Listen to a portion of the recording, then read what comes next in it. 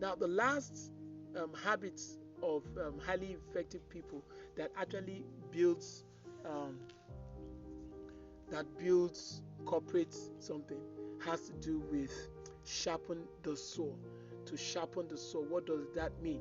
It means that no knowledge is entire.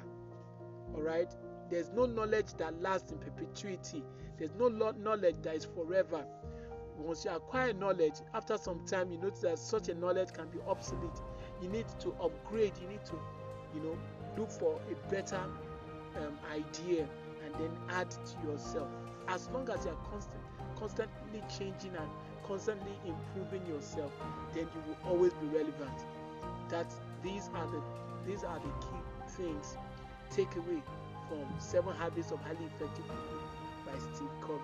Now, why am I talking about all this? I'm talking about all this because I'm very passionate about Nigeria, my country. This country used to be a country that was that is rich in human resources as well as natural resources. Okay, I remember in 1977 there used to be this Festac 77 that happened. Nigeria had so much wealth.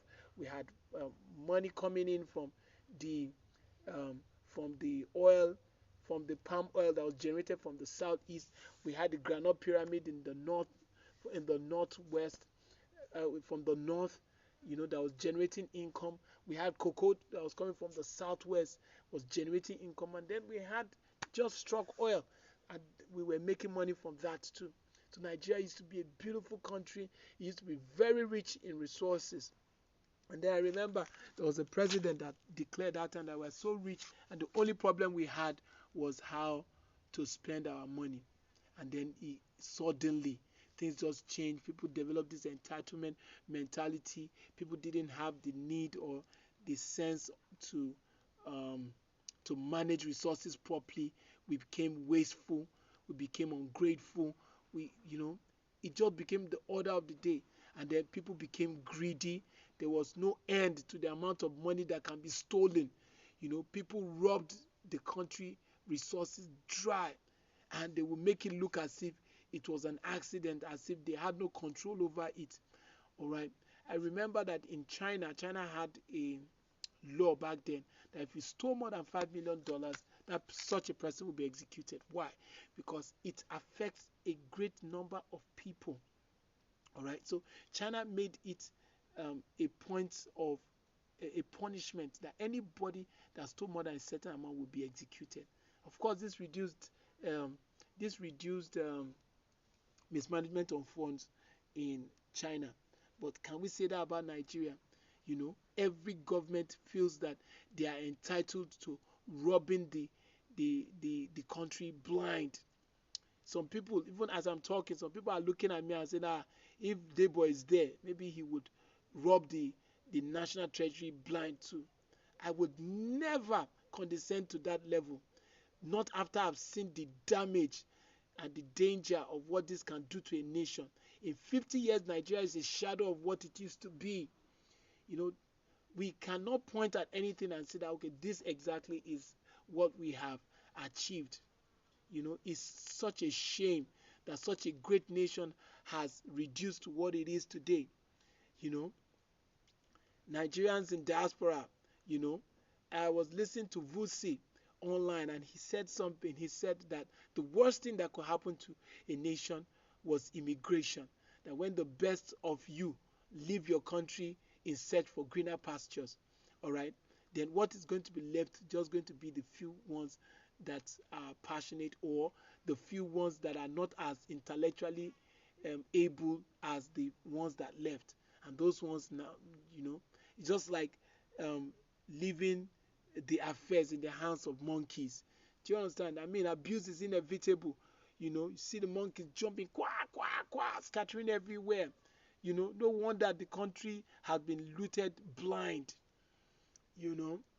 So Vusi said in one of his short form videos, and he mentioned something like that the worst thing that could happen to a nation is immigration, that people move en masse out of the country because they feel the country has no hope. And this in itself is one of the greatest tragedy that Nigeria has. I was looking at the stats in America. Nigerians in diaspora, they are like the most um, read or most qualified minority group in America, and I was not surprised. Okay, because it seems as if it's the best of us that are going abroad. Do you understand? I mean, they are in. We have doctors, we have engineers, we have them all over. You understand? The best of us have moved out. And then I was talking with a friend of mine. The person said, why don't you move out also? I mean, if I join the ranks of the people that have moved out, then me, what is going to be left? You know, we can only have one nation. Nigeria is the only nation we can call ours. If all of us move out of this country, then we don't have a place we can call our own. Even the Nigerians in diaspora, they are hoping that one day Nigeria will get its act together and they will be able to come back home. Do you seriously think that they appreciate being called or considered second class citizens or third class citizens? Nobody likes that. Everybody loves their home. Everybody wants to come home. Everybody wants to to to to be at home, you know, without necessarily looking over their shoulder that okay, is it are they going to rob me of the little resources that were accrued in the foreign land? This is the problem. So I seriously believe that the Nigerian problem can be solved, but it cannot be solved by we not telling ourselves the bitter truth. All right, we need to identify these 7 things, and we need to hold these 7 things as a law. These 7 laws should be our mantra before we even start considering other things. You understand? These 7 laws should be our mantra. This is exactly what I have in mind today, and I hope that, well, those of you that see it will like it. You subscribe, you can share to your friends and family so that this message goes out and we begin to understand where the problem lies, and this country maybe, just maybe, might become the great nation that it used to be. Peace out, people.